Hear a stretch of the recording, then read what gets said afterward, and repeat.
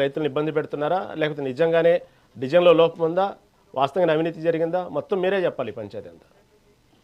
రహీం గారు, ముందుగా మీకు, ప్యానెల్లో ఉన్న గెస్ట్లకు, మెగా టీవీ ప్రేక్షకులకు నమస్కారం.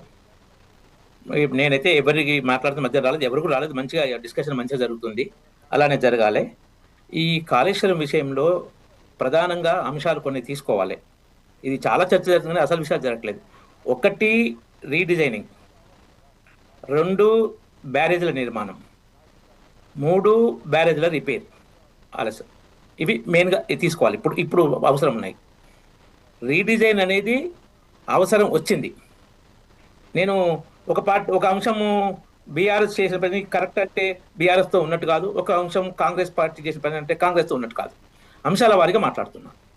రీడిజైన్ ఎందుకు అవసరం అంటే, అక్కడ తుమ్మిడిహట్టి దగ్గర 10 ఏళ్ల పాలనలో 2 ఏళ్ల తర్వాత ప్లాన్ చేసి, ఇంకో 2 ఏళ్ల తర్వాత దానికి శంకుస్థాపన చేసి 2008లో 2014 వరకు కాంగ్రెసే పూర్తిగా అధికారంలో ఉన్న బ్యారేజ్ ఒప్పందం లేదు, తట్టెడు మట్టి పోయలేదు.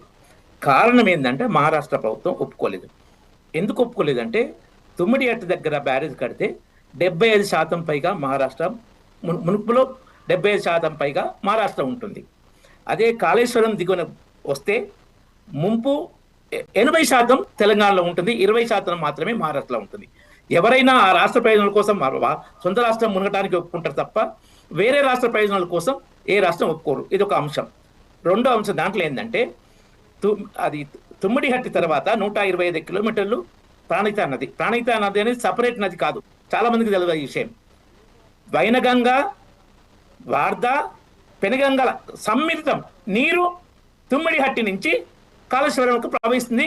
ఆ బిట్టును ఈ 3 నదులు కలిసినాయి కాబట్టి దాన్ని మాత్రమే ప్రాణహిత అంటారు. ప్రాణహిత ఎక్కడో పుట్టదు, ఈ 3 సంగమం ఏర్పడగా. ఫస్ట్ పెనగంగ వార్ధలో కలుస్తుంది ఆదిలాబాద్ అక్కడ ప్రాంతంలో, మళ్ళీ మహారాష్ట్రకి వెళ్తుంది, ఆదిలాబాద్ పండుగ మహారాష్ట్రలో వెళ్ళినాక కలుస్తుంది, మళ్ళీ వచ్చి వైనగంగలో తుమ్మిడిహట్టి పైన కొద్ది కలుస్తుంది. ఆ నుంచి ప్రాణహిత దాని పేరు. ఆ ప్రాణహిత తుమ్మిడిహట్టి దగ్గర నీళ్ళు ఎన్ని ఉంటాయో కింద కనీసం యావరేజ్గా 500-600 టీమ్స్ నీళ్లు అదనంగా దొరుకుతాయి. నీటి లభ్యత పెరుగుతుంది. ఒక 200 టీఎంసీలు ఇటు ప్రాణహిత ద్వారా కానీ, ఒక 200-300 టీఎంసీలు ఎప్పుడైతే గోదావరిలో పడుతుంది, మెయిన్ గోదావరిలో ఎప్పుడైతే వర్షాలు ఎక్కువ పడి నీళ్లు వరద ఎక్కువ వస్తాయో దాదాపు 500 టీఎంసీలు అదనంగా అవుతుంది. కాబట్టి నీటి లభ్యత పెరుగుతుంది. కాబట్టి రీడిజైన్ కరెక్ట్. ఈ అంశం ఇంతవరకు. బ్యారేజ్ల నిర్మాణం 3-4 విధాలుగా పూర్తిగా లోపభూయిష్టంగా జరిగింది. అదేంటంటే దాని సాయిల్ టెస్ట్ ప్రాపర్గా జరిగిందో లేదో తెలియదు. అది కరెక్ట్ కాదు. బ్యారేజ్ నిర్మాణానికి పర్టికులర్లీ మేడిగడ్డ అనే ప్లేస్ అనేది కరెక్ట్ కాదు.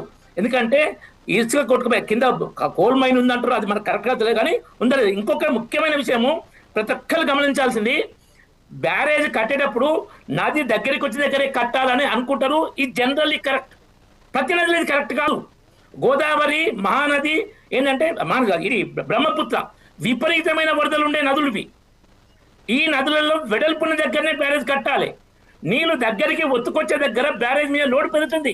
హైడ్రాలజీ నీళ్లు నది దగ్గరికి మేడిగడ్డ, పై మేడిగడ్డ కానీ కింది మేడిగడ్డ 2 ఉన్నాయి. మేడిగడ్డ 20 కిలోమీటర్ గ్యాప్ తోటి దాదాపు నీళ్లు దగ్గరికి వచ్చే దగ్గర వరద ఎక్కువ నదిలో వాటర్ లోడ్ పెరుగుతుంది బ్యారేజ్ మీద. ఈ అంశాన్ని ఇంజనీర్లు స్టడీ చేస్తారు, కానీ మన కేసీఆర్ గారు ఇంజనీర్ మాట వినలే.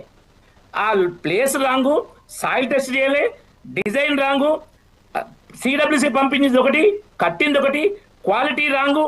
ఎందుకంటే సీఎం తీసుకుంటూ, ఇరిగేషన్ మినిస్టర్ కమిషన్ తీసుకుంటూ, ఒక్క మేడిగడ్డే కాదు అన్నారం సింధిలో కూడా అట్టే ఉన్నాయి. ఈ 3 ఏ బ్యారేజ్ పర్ఫెక్ట్ లేదు అంటే అర్థమైంది. నిర్మాణ లోపం పర్ఫెక్ట్గా కంప్లీట్గా ఉంది. నిర్మాణ లోపం 3 బ్యారేజీల్లో. నేను మిగతా పై వాటికి వెళ్ళలే. పై వాటిలో చెప్పాలంటే ఒకటి ముఖ్యమైన చెప్తా. దేశంలో ఎక్కడ లేదు మల్లన్న సాగర్ లాంటి బ్యారేజ్. 22.6 కిలోమీటర్ల పొడవు, కట్ట పొడవు. హీరాకూట్ డ్యామ్ పెద్ద డ్యామ్ 4 కిలోమీటర్లు ఉంటేనే అంత పొడుగు అనుకున్నాం. మన నాగార్జున సాగర్ చిన్నది, ఇంకా శ్రీశైలం ఇంకా చిన్నది అనుకున్నాం. మల్లన్న సాగర్ది కట్ట పొడవు 22.6 కిలోమీటర్లు. ఇది ఏంటంటే అదే ఒక వండర్ ఆఫ్ ది వరల్డ్ తీసుకోవచ్చు. సో ఇలాంటివి జరిగినాయి కాబట్టి ఈ నష్టాలు చూస్తున్నాము. అది 2వ అంశం. 3వ అంశం చెప్పినట్టుగానే మీరు చెప్పినట్టుగానే ఇందాక మన పావని గారు ఒక్క నిమిషం. చెప్పినట్టు మూడో అంశం. ఇందాక రైట్ గారు, మూడో ఏదైతే అంశం. రామిరెడ్డి గారు ముఖ్యమంత్రి ప్లీజ్, రైట్ చెప్పండి. ఎన్డీఎస్ఏ రిపోర్ట్లు ఇచ్చింది. 30 నెలల కాలం కాంగ్రెస్ అధికారంలో ఉంది. రిపేర్ చేయించాల్సి ఉండే, ఎప్పుడో చేయించలేదు.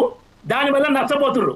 ఆ కమిషన్లు వేసి ఘోష్ కమిషన్ లోపభూయిష్టంగా చేసి వాళ్ళు దోచుకున్న వాళ్ళని బయటపడేసి వాళ్ళని రక్షించి నీళ్ళు ఇవ్వాల్సిన రైతులకు శిక్షిస్తుడు. ఇది మూడో అంశం కాంగ్రెస్ దోషించడం. Okay right. ఈ ఇందా మూడు ఇందా అంశాలు రామిరెడ్డి ఈ గారు విధంగా రామిరెడ్డి గారు రైట్. ఇందాక పావని గారు ఒక విషయం లేవనెత్తారు. ఏదైతే జాతీయ హోదా కోసం ఆంధ్ర పాలకులంతా ఒకటి ఏ విధంగా పోరాడుతున్నారో, ఇక్కడ జరుగుతున్నటువంటి తెలంగాణలో లోపం ఉంది. ఇక్కడ అందరూ ఒకళ్ళ మీద ఒకళ్ళిదే కానీ ఎక్కడ కూడా జాతీయ హోదా కోసం పోరాడట్లేదు అని చెప్పారు. మీరు చెప్తున్న దాని ప్రకారం అక్కడ సరైనటువంటి ప్రాంతం కాదు, సరైనటువంటి అక్కడ ఉన్నటువంటి ప్రాంతంతో పాటు అది తీసుకున్న నిర్ణయం కూడా కట్టినటువంటి విషయాల్లో కూడా జరిగింది, బలహీనతగా ఉంది అంటున్నారు. దానివల్లే జాతీయ హోదా ఇవ్వలేకపోతున్నారా? దానివల్లే అడగలేకపోతున్నారా గట్టిగా? నేను ఆ ప్లేస్ రాంగ్ అనేది డ్యామేజ్ కు కారణం చెప్తున్నా, జాతీయ హోదా కాదు. జాతీయ హోదా అనేది ముందే డిపిఆర్ అన్ని ప్రిపేర్ చేసి దాన్ని ఎందుకు జాతీయ హోదా ఇవ్వాలంటే 2-3 కారణాలు, బేసిక్ కారణాలు. ఆ కారణాలు ప్రజెంట్ చేస్తూ కేంద్ర ప్రభుత్వానికి జలసంఘ సబ్మిట్ చేస్తే వాళ్ళు స్టడీ చేసి నిర్ణయం తీసుకుంటారు. ఆ ప్రయత్నం జరగలేదు, అసలే జరగలేదు. బేసిక్ పాయింట్ నెంబర్ 1, 55,000 కోట్లు ఖర్చు పెట్టిన తర్వాత బీఆర్ఎస్ ఎంపీ లోక్సభలో అడిగాడు ఈ ప్రాజెక్టు జాతీయం అంటే, జాతీయ హోదా అంటే మొదటి నుంచి ఖర్చు మేమే పెట్టాలి, మీరు ఇంత ఖర్చు పెట్టినాక మరి మిగతా అమౌంట్కి ఇస్తామంటే లేదు మొత్తానికి అంటే అట్లా ఇవ్వడం కుదరని చెప్పారు. ఇది ఒక కాళేశ్వరం కాదు. ప్రాజెక్టు కట్టిన తర్వాత మీరు జాతీయ హోదా ఇచ్చిండ్రా? మీకు ఒక్క నిమిషం, మంచి ప్రశ్న అడిగావు, చెప్తామా? మంచి ప్రశ్న అడిగినావు.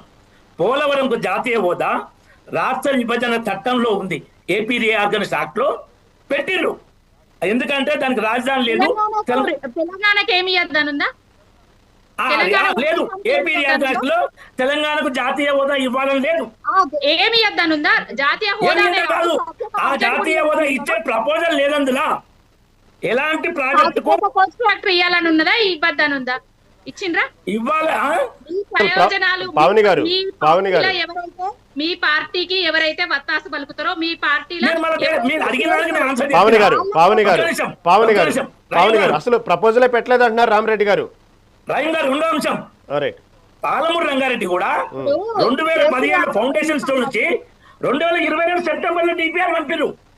7-3 నెలల తర్వాత 25,000 కోట్లు ఖర్చు పెట్టిన తర్వాత జాతీయ హోదా వస్తే ఖర్చు మా చేతిలో ఉండదు, కమిషన్ మాకు రావద్దు, మేము తిన్న తర్వాత వస్తే సంతోషం.